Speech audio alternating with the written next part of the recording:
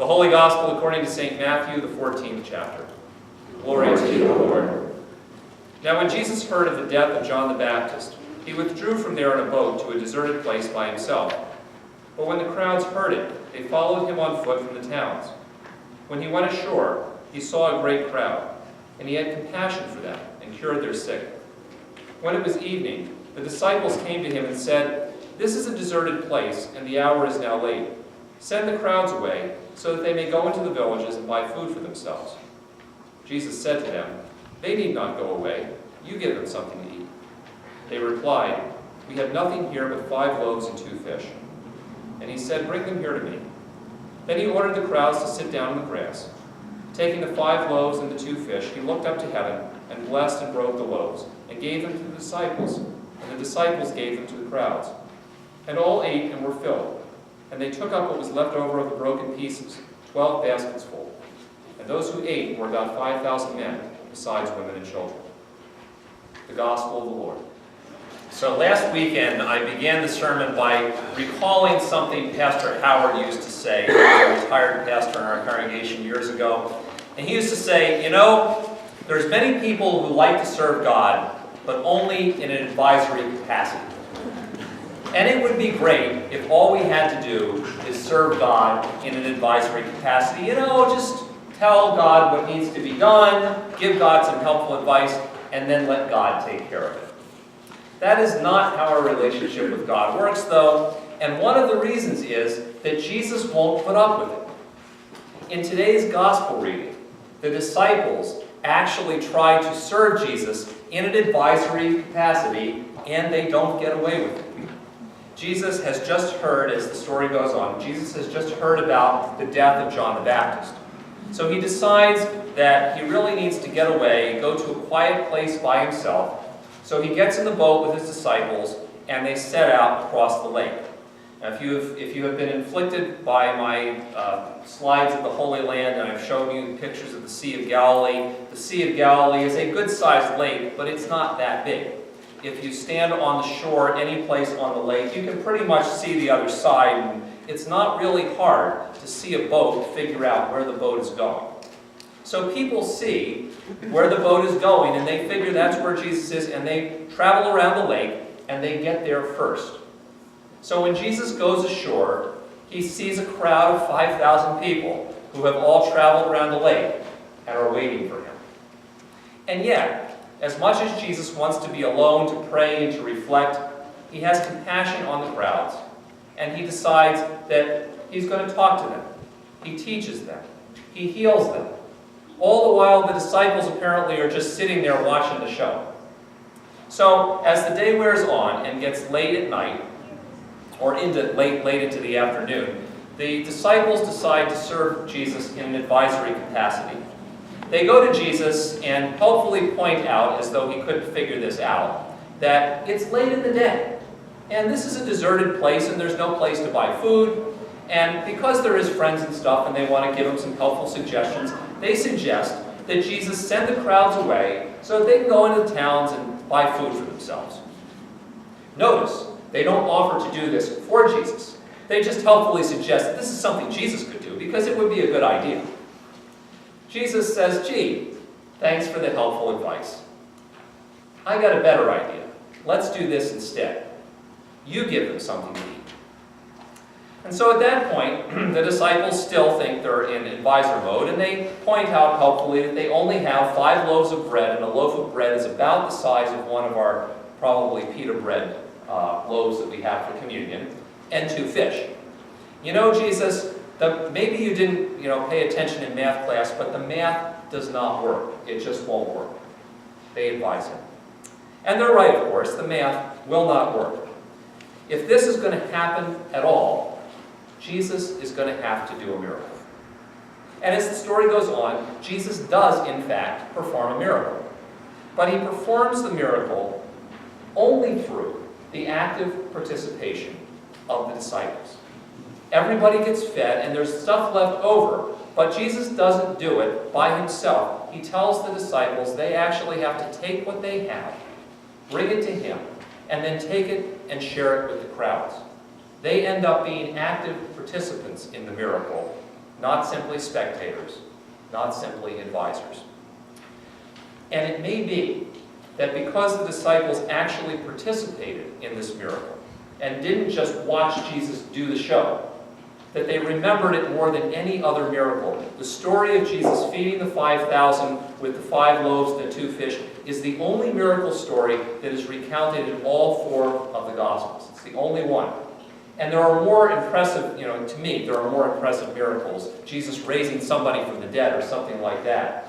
But this is one of the only miracles that the disciples actually helped with. And because they actually did something, it changed them. They remembered it. And they were able to then be God's disciples in ways that they probably had never been able to do before. And so a piece of this miracle, besides the fact that lots of people got fed, was that Jesus was actually able to get his disciples to be active participants in what he was doing, instead of just spectators or advisors. And that means that Jesus was using this opportunity and this situation to prod his disciples into being willing to address problems that just seemed too much for them, instead of literally telling the problem, please go away. And that's what they first wanted to do. Jesus, tell these people to go away. Make the problem go away when it's too big for us to even wrap our heads around. Jesus was able to use this situation to prod his disciples into being active participants who focused on what they had, instead of just grousing about how little they had. Because the next thing they wanted to do was just tell Jesus how they only had 5 loaves and 2 fish, and that math isn't working, And he was able to get them beyond that, to see what they could actually do with what they had. And he was able to take this and use this opportunity to prod his disciples into actually taking action and doing something. Because this miracle is so well known, it happens, it's recounted in all 4 of the Gospels, we read it every single year. We know how the story ends. They take the 5 loaves and the 2 fish, they share them with the crowds, and everybody eats enough, there's all this stuff left over. But the disciples didn't know that when they started sharing the bread and the fish. Jesus did not say to them, I am going to do a great miracle and you're going to be part of it. He just said, go and do it. And they went, I don't know how this is all going to work out, but they went and they did it. They were actually able to get up and do something that Jesus asked them to do without knowing how or if it would actually make a difference. And so I think a piece of this miracle, of what this miracle means for us, is that as modern disciples of Jesus, we're being called to do the same thing. To be people who are active participants in what Jesus is doing in our lives and in the life of the world. We're not just supposed to be spectators who sit around and wonder, gee, where is God in all this? And I'll look around and I'll let you know if I see God someplace. We're not called to be advisors who simply pray to God and say, God, the world's a mess, hope you can fix it. Instead, Jesus is calling us also, like those first disciples, to be active participants in what he's doing in our lives and in the world around us, in such a way that we also are people who are willing to address problems that seem way too much for us to deal with.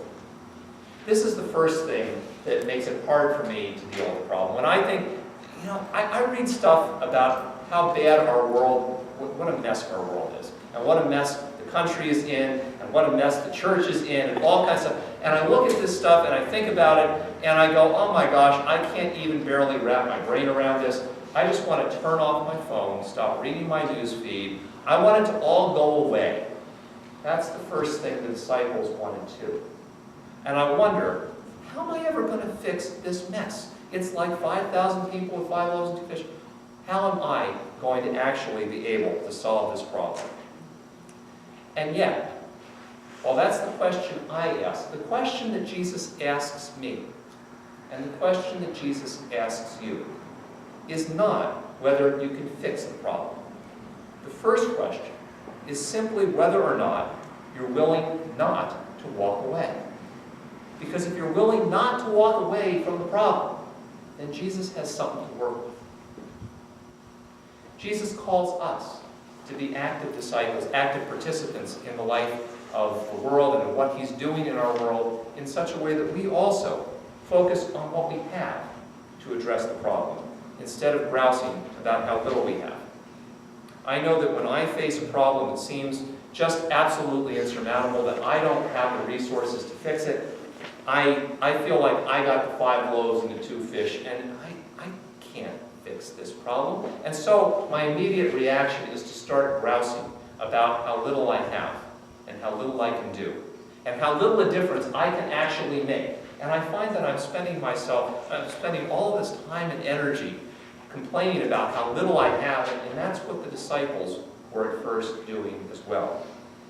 And yet, the question that Jesus asks me, and the question that Jesus asks you, is not how much do you have, but rather whether I'm willing to take what I have and actually use it. Am I actually willing to take whatever I have, even if it seems small to me, and do something with it? Am I willing? Because if I'm willing, then Jesus has something to work with.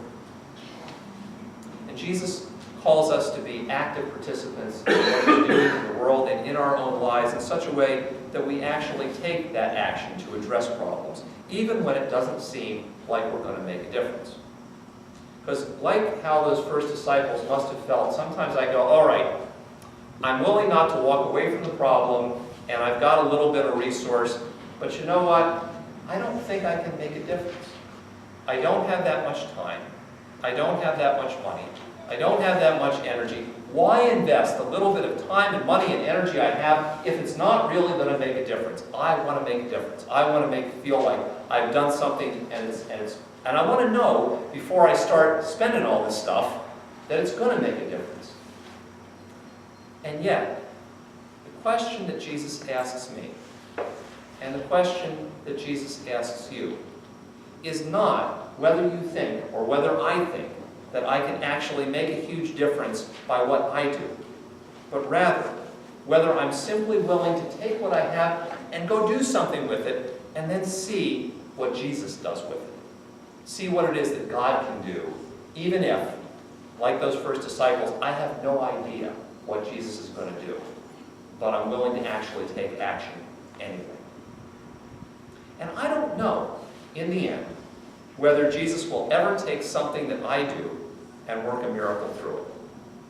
But I do know that Jesus does work through our actions. He works through our willingness not to walk away.